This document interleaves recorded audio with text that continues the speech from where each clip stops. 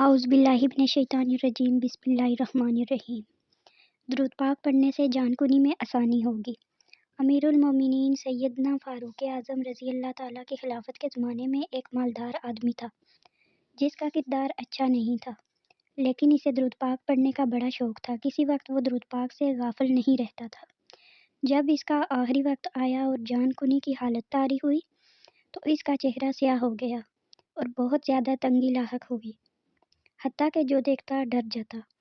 تو اس نے جان کنی کی حالت میں ندا دی، اے اللہ تعالیٰ کے محبوب، میں آپ سے محبت رکھتا ہوں اور درود پاک کی کثرت کرتا ہوں۔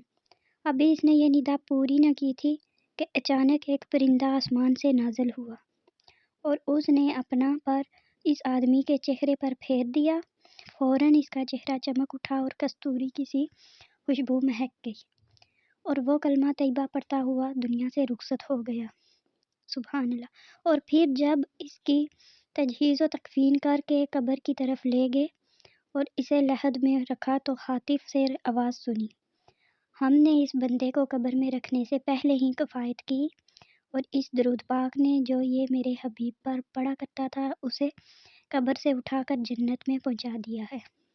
یہ سن کر لوگ بہت متعجب ہوئے اور پھر جب رات ہوئی تو کسی نے دیکھا کہ زمین و آسمان کے درمیان چل رہا ہے اور پڑھ رہا ہے، ان اللہ و ملائکتہ یصلون علی النبی یا ایھا الذین آمنوا صلوا علیہ وسلموا تسلیما۔